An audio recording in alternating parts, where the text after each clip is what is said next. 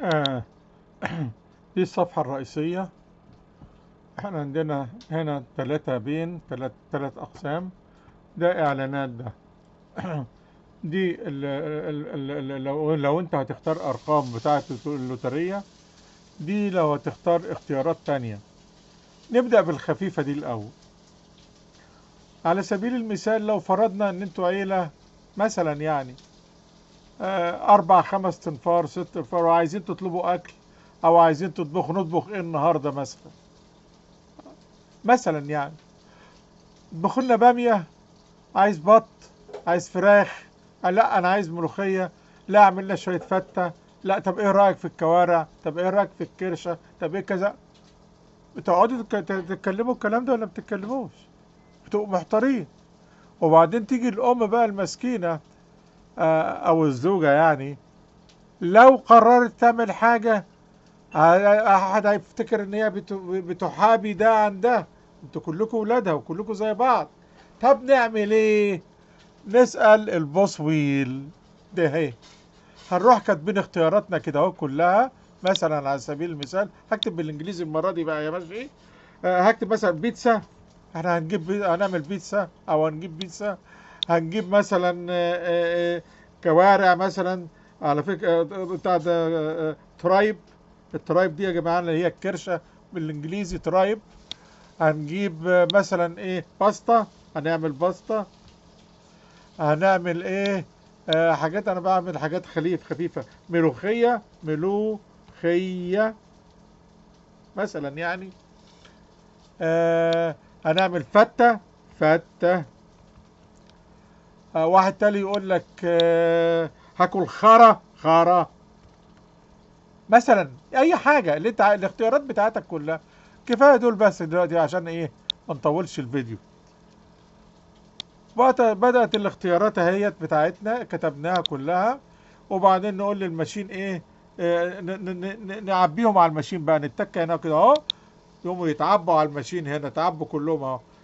واختار لنا بقى نطبخ ايه بقى النهارده يا مكنه. المكنه هدناها تلف تلف تلف وطلعت التراي. طلعت الكرش. يبقى النهارده هناكل كرش. ماشي بس. طب لو فرضنا ان احنا هنعمل حاجه عايزين نلعب لوتريه النهارده. وزي ما قلت لكم دايما بيتحول الانسان دايما بيحتار ازاي يختار الارقام. ولما بيختار الارقام بيختارها دايما بيشغل مخه فيها. وانا رايي ان هي بدل ما حظ يبقى خليها حظ على بعضها. لو فرضنا ان انت بتلعب اللعبه بتاعت الميجا ميليون مثلا بتاعت مش عارف اسمها ميجا ميليون والتانية اسمها ايه والله نسيت اسمها. دي من 0 لحد 59 الاختيارات بتاعتها. وبتختار 6 ارقام. فبنيجي قلنا لها اختار لنا من 0 ل 59. لو اللعبة بتاعتك في بلدكم ما هياش من 0 ل 59. لو من 0 مثلا ل 30. لو من 0 ل 55. شيل الارقام اللي انت عايزها من دول عشان توصل للايه لطريقة اللعبة بتاعتك. عندك انه هنا بتشيل الارقام من ايه اللي هي مش موجودة في اللعبة بتاعتكم.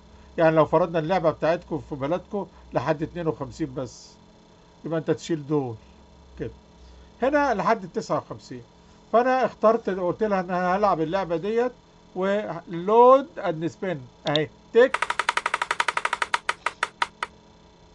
اختارت لي اول رقم اهو. تاني رقم انا هي تختار لي 6 ارقام. اللعبه بتبقى 6 ارقام. الرابع اهو. الخامس اهو. السادس اهو. وبعدين بس كده هيصه وهيصنا. وهتقول لك ان الارقام اللي احنا اخترناها يا باشا اللاكي 6 ارقام بتاعتنا هي دي. بس كده. فهي ما كانت حظ. مجرد انك انت ايه اول حاجه هو فن يعني لعبه وبتاع.